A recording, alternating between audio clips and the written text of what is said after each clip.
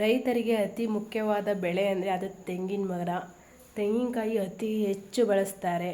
ಅದರಲ್ಲಂತೂ ಆಹಾರಕ್ಕಾಗಲಿ, ಆಮೇಲೆ ಎಣ್ಣೆ, oil item almost ಮಾಡೋಕ್ಕೆ ತೆಂಗಿನಕಾಯಿನ ಉಪಯೋಗಿಸ್ತಾರೆ. ಸ್ವೀಟ್ಸ್ ಆಗಲಿ ಎಲ್ಲದಕ್ಕೂ.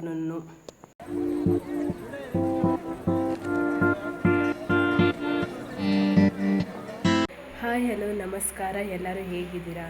ಎಲ್ಲರೂ ಚೆನ್ನಾಗಿದ್ದೀರಾ ಅಂತ ಭಾವಿಸ್ತಾ ಇದ್ದೀನಿ. Welcome to my YouTube channel. ಇವತ್ತು ತಮ್ಮೇಲೆ ನೋಡಿದ್ರೆ ಗೊತ್ತಾಗುತ್ತೆ, ತೆಂಗಿನಕಾಯಿ ಬಗ್ಗೆ ಸ್ವಲ್ಪ ಮಾಹಿತಿ ಕೊಡ್ತಾ ಇದ್ದೀನಿ. ಲೆಟ್ಸ್ ಗೋ, ಬನ್ನಿ ಹೋಗೋಣ. ನೋಡಿ ಗಾಯ್ಸ್, ಇವತ್ತು ಈ ತೆಂಗಿನಕಾಯಿ ಬಗ್ಗೆನೇ ಸ್ವಲ್ಪ ಮಾಹಿತಿ ಕೊಡೋಣ ಅಂತ ಅಂದ್ಕೊಂಡಿದ್ದು ಈಗ ಬಂದೆ. ಇವು ಸುಲಿದಿರೋ ಸಿಪ್ಪೆಗಳು ಆಲ್ಮೋಸ್ಟು. ಇದು ತೆಂಗಿನಕಾಯಿಯಲ್ಲಿ ನಾವು ಏನೇನು ಯೂಸ್ ಮಾಡ್ತೀವಿ, ತುಂಬ ಹೆಲ್ಪ್ ಇದೆ ತೆಂಗಿನಕಾಯಿಗೆ. ತೆಂಗಿನಕಾಯಿಯನ್ನು ನಾವು ಅಡುಗೆಗೆ ಬಳಸ್ತೀವಿ. ಮತ್ತು ಎಳ್ನೀರು ಇರುತ್ತಲ್ಲ, ಇನ್ನು ತೆಂಗಿನಕಾಯಿ ಬಿಡೋ ಮುಂಚೆನೇ ಫಸ್ಟು ಬರೋದೇ ಎಳ್ನೀರು.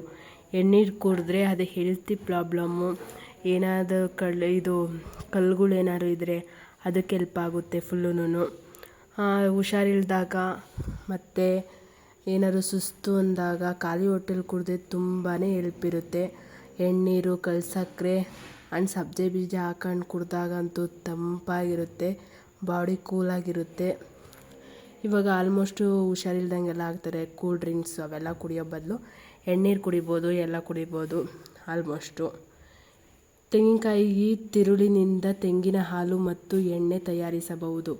ತೆಂಗಿನಕಾಯಿಯಿಂದ ಕೊಬ್ಬರಿ ಎಣ್ಣೆ, ಅದನ್ನು ಅಡುಗೆಗೂ ಉಪಯೋಗಿಸ್ತಾರೆ. ನಾವು ಬೇರೆ ಆಯಿಲ್ ಯೂಸ್ ಮಾಡ್ತೀವಿ, ಸನ್ಫ್ಲವರ್, ಅದ್ರ ಬದಲು ತೆಂಗಿನ ಎಣ್ಣೆನೇ ಯೂಸ್ ಮಾಡಿದ್ರೆ ಹೆಲ್ತಿಗೂ ತುಂಬ ಒಳ್ಳೆಯದು, ಆರೋಗ್ಯಕ್ಕೂ ತುಂಬ ಒಳ್ಳೆಯದಾಗಿರುತ್ತೆ ಫುಲ್ಲುನು. ತೆಂಗಿನಕಾಯಿಯಿಂದ ಕೊಬ್ಬರಿ ಮಾಡಿ ಎಣ್ಣೆ ತಯಾರಿಸುತ್ತಾರೆ. ಮೇನ್ ಅದು ಇದ್ದೇ ಇರುತ್ತೆ ಅಲ್ವಾ ಗೈಸ್. ತೆಂಗಿನಕಾಯಿಯಿಂದ ಕೊಬ್ಬರಿ ಮುಂಚೆನೇ ಆಗಿರುತ್ತೆ, ಅದು ಚೆನ್ನಾಗಿ ಒಣಗಿಸ್ಬಿಟ್ಟು ಇದು ಮಾಡಿದ್ರೆ ತೆಂಗಿನಕಾಯಿದು ಫುಲ್ಲುನು ಸ್ವಲ್ಪ 1 ತಿಂಗಳು 2 ತಿಂಗಳು ಇಟ್ಕೊಂಡು ಇದು ಮಾಡ್ಕೊಬೋದು. ಕೊಬ್ಬರಿನೂ ತುಂಬ ದಿವಸ ಮಾಡ್ಬೋದು. ತೆಂಗಿನಕಾಯಿ ಕೊಬ್ಬರಿ ರೇಟ್ ಎಲ್ಲ ತುಂಬ ಜಾಸ್ತಿ ಇರುತ್ತೆ ಫುಲ್ಲುನು. ಜಾಸ್ತಿ ಅಂದರೆ ತುಂಬ ಜಾಸ್ತಿ ಇರುತ್ತೆ. ಮತ್ತು ಈ ತೆಂಗಿನ ಸಿಪ್ಪೆಯಿಂದ ಫುಲ್ಲುನು ಇದು ಚಿಪ್ಪು ಮತ್ತು ನಾರು ಹಾಗೂ ಇನ್ನಿತರ ಉತ್ಪನ್ನಗಳ ತಯಾರಿಸಬಹುದು. ಆದ್ದರಿಂದ ತೆಂಗಿನ ಮರವನ್ನು ಬಹು ಉಪಯೋಗದಿಂದ ಮರ ಅಂತ ಕರೆಯಬಹುದು. ಗೈಸ್, ಇದು ಮಾರೋದ್ರಿಂದನೂ ಇರುತ್ತೆ, ಚೆನ್ನಾಗಿ ಮಾರಲೂಬೋದು. ತೆಂಗಿನಕಾಯಿ ಚಿಪ್ಪು ಇವಾಗ ಮಾರಿದ್ರು ಅದರಲ್ಲೂ ಬೆನಿಫಿಟ್ ಇದೆ, ಎಲ್ಲದ್ರಾಗೂ ಬೆನಿಫಿಟ್ ಇದೆ ಆಲ್ಮೋಸ್ಟು. ಅದರಲ್ಲೂ ಸ್ವಲ್ಪ ತೆಂಗಿನ ಚಿಪ್ಪಲ್ಲಿ ಅಡುಗೆನೂ ಮಾಡ್ಕೊಂಡು ತಿನ್ಬೋದು ಟ್ರೈ ಮಾಡಿದ್ರೆ ಫುಲ್ಲುನು. ಇದು ಬಂದು ರೈತರಿಗೆ ತೆಂಗಿನ ತೋಟದಲ್ಲಿ ತೆಂಗಿನ ತೋಟ ಹಾಕಿರೋರಿಗೆ ಬಾಳೆಕಾಯಿ ಗಿಡ ನೆನೆಸೋದು, ಅನಾನಸ್, ತರಕಾರಿ ಮತ್ತು ಕೆಲವು ಮುಂತಾದ ಬೆಳೆಗಳನ್ನು ಹಾಕಿ ಹೆಚ್ಚು ಆದಾಯ ಪಡ್ಕೊಬೋದು. ಮಧ್ಯೆ ತೆಂಗಿನ ಮರ ಅಂತೂ ಫುಲ್ ದೊಡ್ಡದಾಗಿರ್ತದೆ. ಮಧ್ಯೆ ಏನೂ ಹಾಕೋಕ್ಕಾಗಲಿಲ್ಲ ಅಂದರೆ ಈ ಥರ ಹಾಕಿದ್ರೆ ತುಂಬ ಹೆಲ್ಪ್ಫುಲ್ಲಾಗಿರುತ್ತೆ.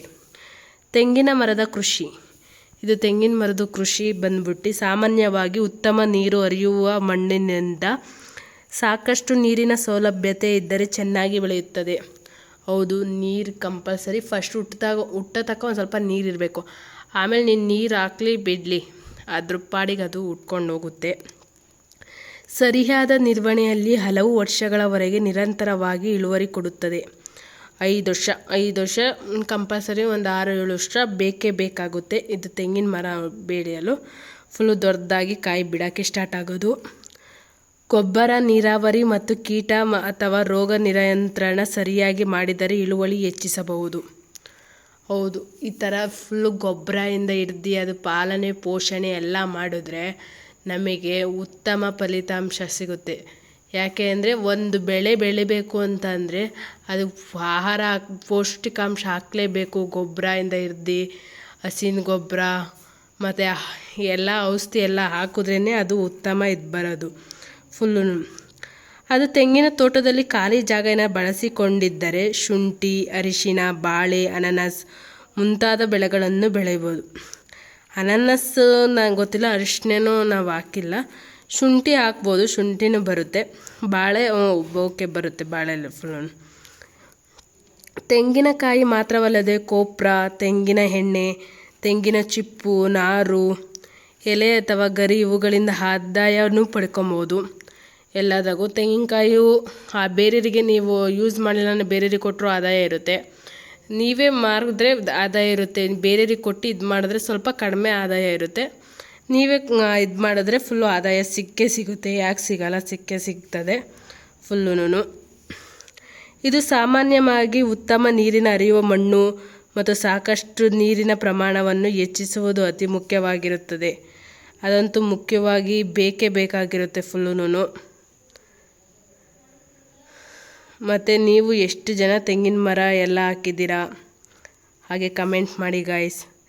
ಎಳನೀರು ದೇಹಕ್ಕೆ ತಂಪು ಮತ್ತು ಆರೋಗ್ಯಕರವಾಗಿದ್ದು. ಇದಕ್ಕಿಂತ ಮೊದಲು ಗ್ರೀನ್ ಕಲರ್ ಇರುತ್ತಲ್ಲ ಅದು ಎಳ್ನೀರು. ಎಳ್ನೀರು ಇವಾಗ ಕಾಸ್ಟ್ಲಿ ಆಗಿದೆ ಫುಲ್ಲುನು. ಫಸ್ಟ್ ಮೇನ್ ಬರೋದೇ ಎಳ್ನೀರು, ಅದನ್ನು ಕುಡಿಯೋದೇ ಚೆಂದ ಇರುತ್ತೆ ಫುಲ್ಲುನು. ತೆಂಗಿನ ತಿರುಳು ನಾರಿನಂಶ, ವಿಟಮಿನ್ ಮತ್ತು ಖನಿಜಗಳನ್ನು ಸಮೃದ್ಧಿಯಾಗಿರುತ್ತದೆ.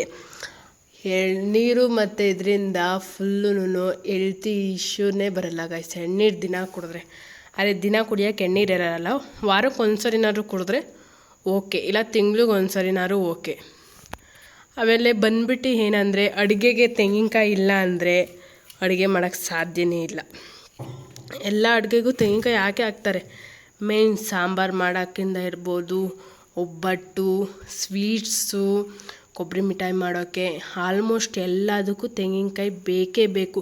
ಪೂಜೆ ಕಾರ್ಯಕ್ರಮಕ್ಕೂ ತೆಂಗಿನಕಾಯಿ ಇಲ್ಲ ಅಂದರೆ ಸಾಧ್ಯನೇ ಆಗಲ್ಲ ಗಾಯ್ಸ್. ತೆಂಗಿನಕಾಯಿ ಈಸ್ ವೆರಿ ಇಂಪಾರ್ಟೆಂಟ್, ಎಲ್ಲರಿಗೂ ಬೇಕೇ ಬೇಕು. ತೆಂಗಿನಕಾಯಿ ಬಗ್ಗೆ ಯಾರನ್ನಾರು ಕೇಳಿ ಎಲ್ಲರೂ ಒಂದು ಸ್ವಲ್ಪನಾದ್ರು ಮಾಹಿತಿ ಕೊಟ್ಟೇ ಕೊಡ್ತಾರೆ. ತೆಂಗಿನಕಾಯಿ ಇದಕ್ಕೆ ಬೇಕು ಅದಕ್ಕೆ ಬೇಕು ಅಂತ ಎಲ್ಲರೂ ಮಾತಾಡ್ತಾರೆ ಫುಲ್ಲುನು. ತೆಂಗಿನಕಾಯಿ ಇಲ್ದಿದ್ದು ಇರೋಕ್ಕೆ ಆಗಲ್ಲ. ಮೇಯ್ನ್ ಏನಿಲ್ವೋ ತೆಂಗಿನಕಾಯಿ ಮೇಯ್ನ್ ಇದ್ದೇ ಇರಬೇಕು ಗಾಯ್ಸ್ ಫುಲ್ಲುನು.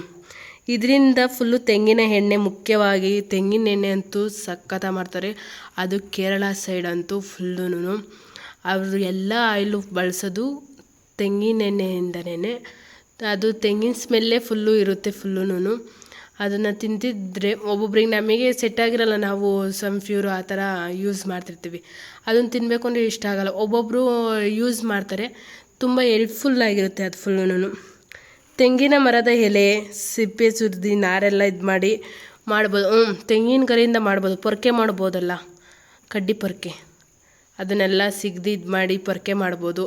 ಬೇರೆ ಅಂಗಡಿ ಕೊಟ್ಟರೆ ವ್ಯಾಪಾರನೂ ಇದು ಅಮೌಂಟು ಬರುತ್ತೆ, ಆ ಥರನೂ ಮಾಡ್ಬೋದು. ಅದರಿಂದನೂ ಸ್ವಲ್ಪ ಉಪಯೋಗ ಇರುತ್ತೆ ಫುಲ್ಲುನು. ಮತ್ತು ಹಲವಾರು ಉಪಯೋಗ ಇದೆ ಗಾಯ್ಸ್ ಫುಲ್ಲುನು. ಹೇಳೋಕ್ಕಾಗದಿಲ್ಲದಷ್ಟು ಎಲ್ಲದಕ್ಕೂ ಉಪಯೋಗಿಸ್ತಾರೆ. ರೈತರಿಗೆ ಕಡಿಮೆ ಬಜೆಟಿನಲ್ಲಿ ಹೆಚ್ಚು ಲಾಭ ನೀಡುವ ಬಹು ಬೆಳೆಯಾಗಿದೆ.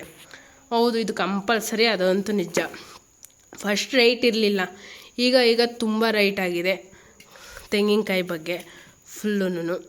ಹೇಳೋಕ್ಕೊಂದು ಮಾತಿಲ್ಲ, ಅಷ್ಟು ಚೆಂದ ಇದೆ. ಮತ್ತು ಸುಲಿದಾಗೂ ದಪ್ಪ ಬರುತ್ತೆ, ಟೇಸ್ಟಿನೂ ತುಂಬ ಚೆನ್ನಾಗಿರುತ್ತೆ ಗೈಸ್. ಎಳ್ನೀರು ಮತ್ತು ಇದು ತೆಂಗಿನಕಾಯಿ ಹೊಡೆದಾಗ ಚುಪ್ಪಿಂದು ಇದಿರುತ್ತಲ್ಲ, ಅದ್ರಾಗೆ ರಸ ಇರುತ್ತಲ್ಲ, ಅದು ಮಾತ್ರ ಸೂಪರಾಗಿರುತ್ತೆ.